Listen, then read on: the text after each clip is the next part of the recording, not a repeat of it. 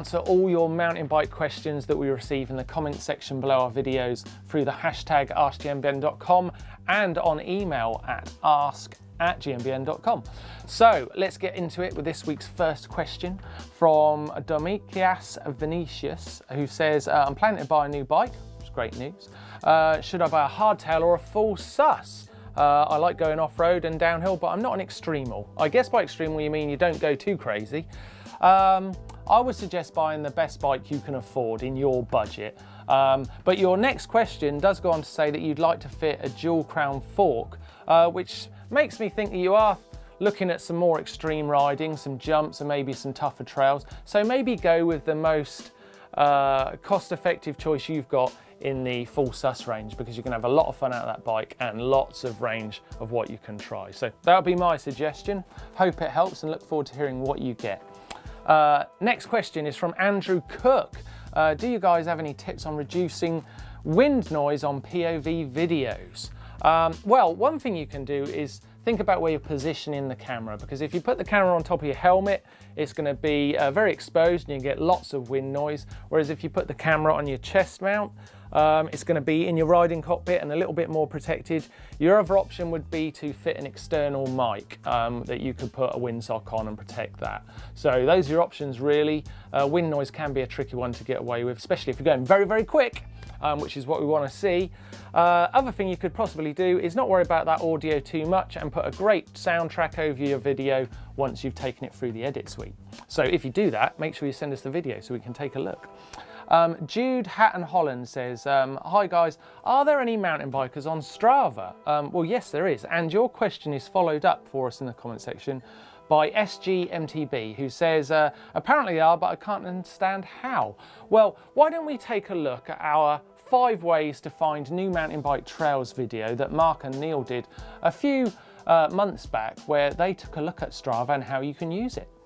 Apps like Strava and Garmin Connect are route mapping tools that people use to map exactly where they've been riding. So you can use those to actually have a look, search the areas you want to ride, and the busiest segments are often the best riding spots. Next question coming in from Flynn Watson says, hi guys, how do I set up my enduro bike for an urban downhill?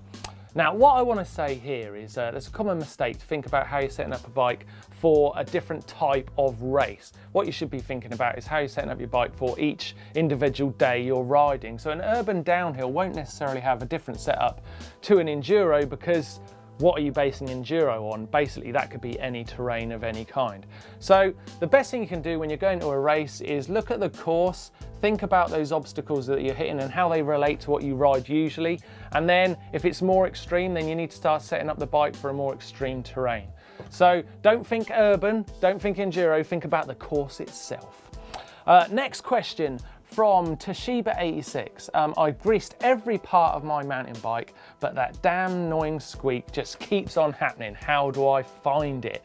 Well, there could be things like hairline fractures in your frame, or maybe something really simple like your seat post. That's a really common one. A lot of people can't find a creak on their bike because they're looking at all the moving parts and the things they're pulling and pushing, and all they needed to do was just put a tiny little bit of grease on their seat post and voila, it's gone. So maybe try that one. That's caught me out a few times. Other option, if you can't find it at all, is just spray a tiny little bit of WD on things like your handlebar stem mounting and the seat post itself, just to see if it goes away for a short period of time, and then you know you found your culprit. Good luck finding it. It can be annoying when you can't find that one little creak that's making your bike feel not quite as smooth as it should.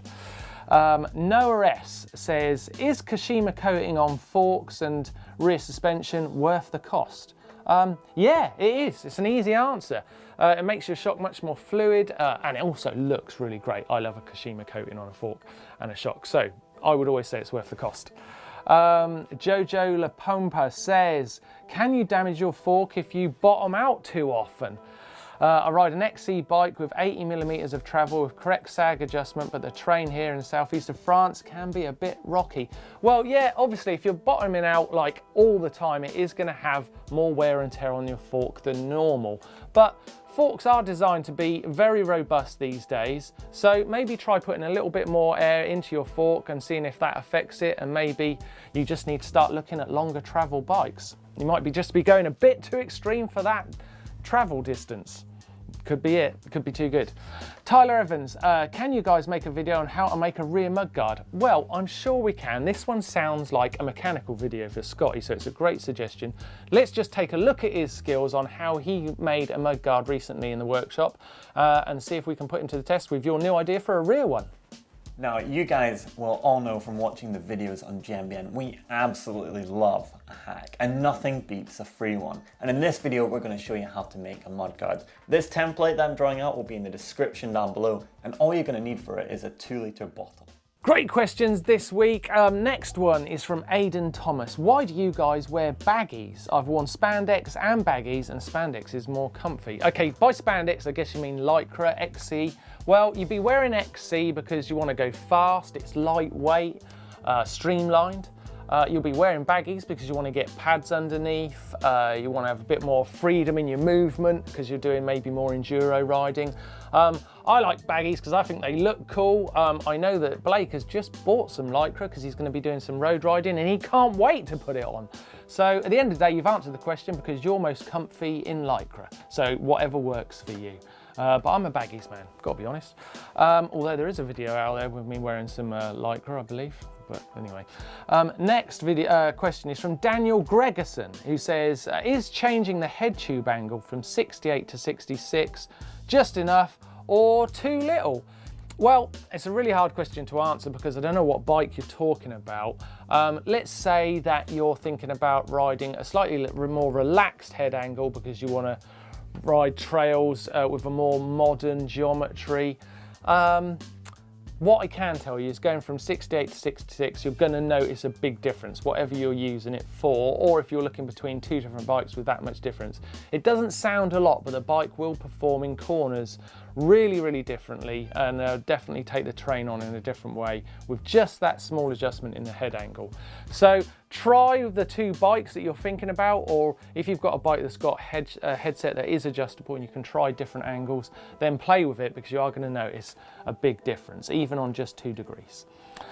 James Walters is asking, have you heard of riders using different wheel sizes on the same bike? Could you explore this idea? I haven't heard of any riders using different wheel sizes front and back on a bike that hasn't been designed for it. Back in the day, there was a Specialized free ride bike that did have a 24-inch rear wheel and a 26-inch front wheel. I know that Specialized dropped that idea, so I don't know if it's because it didn't work or it didn't look cool or people didn't really buy into the idea. But haven't heard of any top pros or anything experiment with different wheel sizes on the same bikes. Interesting, and maybe it's something we should look at. Could be a bit of fun, especially playing with 27.5 and 29s. So yes, nice idea. Ollie Hall BMX, how do you become a pro and get sponsored for mountain biking? Well, it's a question we get asked a lot, and this is a great opportunity to throw to a video where we did an Ask the Pros, how do you get sponsored? So let's take a look. It wasn't in my plan to become a pro, to ride as a job, but just help me to find a way to ride for cheaper, and then for free, and then for money, so step by step. Right, quick fire round. Time to get helmeted up because this bit can be dangerous. Okay, first question is Thomas Quisto says, when is Neil going to drop his own edit, like a Ride Your Fat Bike film? That's a great idea, soon I hope. Cecia says, are you going to Saalbach this year and are you going to visit the nearby glacier of Kirchenhorn? Mike, are we going to Saalbach? Yes, we are. Yes, we are. Spider Kid 200, what is the hardest trick that you guys can do? And this question is for Blake. He's specifying, right, Blake's best trick is probably a flip whip, back flip with a tail whip in it. He's pretty good at those. Zygmunt Martian says, is a fat bike considered a mountain bike? Yes, that is a rude question, Sigmund. I can't believe you've asked it. Breno Ferreira says, can you guys make a video of fails and bells only with you in it? Yes, we fall off a lot. We could do that easily. The Bike Show says, what happened to all of Scotty's bikes? Well, Presenters Bikes, we're lucky to be supported by some great brand partners. They like to keep us up to date on the new models. When we finished with the bikes, they go back to them. So we get to ride some great bikes thanks to the brands that support us. Mike Jeskin says, is it okay to have my seat in the middle position so it isn't impossible to pedal uphill and I have it out of the way on the descents? Yes, it's okay, but what I would say to you is drop a post. Try it, it will change your life. Jeffrey Irvin, what shoes does Neil have and how much do they cost? I've never bought Neil any shoes, but I do know that he's just got a new pair of Northwaves, which he loves. So I think it might be those you're talking about. Northwaves, check them out. Joshua Fresnoza says, what are the pros and cons of 29ers? Man, Joshua, that is not a quick fire question. Time for Correct Me If I'm Wrong. Love this bit, seeing some videos of you guys riding. We're starting with this one from Cameron Anderson, who is in Ocean Grove in Australia, doing some 360s out on a skate park, which is really cool. Let's just take a quick look. He's asking, this is his first 360, and what is he doing wrong? Well, he's coming into it lovely. He's got great spin. It all looks good. He's gonna get 360. Oh, 270. Well, you know what, Cameron? It looks great, actually. The one thing I would say is you start off the spin really great, looking over your shoulder. That twists your shoulders, and then alternately it twists your hips, gets you spinning round. But once you've started the spin, you stop looking and you start looking to where you've come from. And what you need to do is spot your landing. That'll give you a little bit more spin. It will keep you spinning round and you'll ride out of it. The landing point's great. You don't necessarily need any more, but you probably will get a bit more if you keep that look going to where you want to go. So don't get distracted by the ramp you've just come out of. But great first effort. Can't wait to see what your next trick's going to be. Next video from Correct Me If I'm Wrong is from Mason Gallagher, and all he wants is more air. Right, let's take a look at what he's got. Well, he's coming in. Oh, he's got a GMBN shirt on. Everything's right. You're getting good air. You're getting good air. But if you want more air, then you know what you need to work on is the jump itself, not your jumping technique, the actual dirt that you're building. So take a look at the ramp. The one that you've got is a really short, more of a kicker ramp. You're gonna get a nice bit of height like you're getting and a little bit of distance. But if you really bring that ramp up into a much bigger size thing, you're at about 2 foot there. If you wanna go up to something like 4 feet and beyond, big long takeoff, you're gonna get lots of air. Obviously, you need a landing ramp that suits the takeoff. But that's where you need to go next. You need to start hitting some bigger jumps with bigger, longer takeoffs, and you're going to be having a lot of fun. Great, correct me if I'm wrongs. Great show, thanks for your questions. Keep them coming with the hashtag AskGMBN. You can leave them down in the comment section down below this very video, and also by email you can send them to ask@gmbn.com. If you want to subscribe to the channel, and why wouldn't you, get a brand new video every day of the week, click on the logo just here.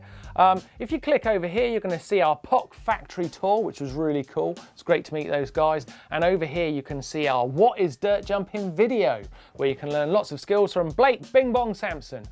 Keep those questions coming. Thanks for watching. Give us a thumbs up, like, and I'll see you next time. Welcome to Ask GMBN, the weekly show where we answer all your mountain bike questions that we receive in the comment section below our videos through the hashtag AskGMBN.com and on email at ask@gmbn.com. So let's get into it with this week's first question from Domicias Vinicius, who says, I'm planning to buy a new bike, which is great news. Should I buy a hardtail or a full sus? I like going off-road and downhill, but I'm not an extremal. I guess by extremal you mean you don't go too crazy. I would suggest buying the best bike you can afford in your budget. But your next question does go on to say that you'd like to fit a dual crown fork, which makes me think that you are looking at some more extreme riding, some jumps and maybe some tougher trails. So maybe go with the most cost-effective choice you've got in the full sus range, because you can have a lot of fun out of that bike and lots of range of what you can try. So that'll be my suggestion. Hope it helps and look forward to hearing what you get. Next question is from Andrew Cook. Do you guys have any tips on reducing wind noise on POV videos? Well, one thing you can do is think about where you're positioning the camera, because if you put the camera on top of your helmet, it's going to be very exposed and you get lots of wind noise. Whereas if you put the camera on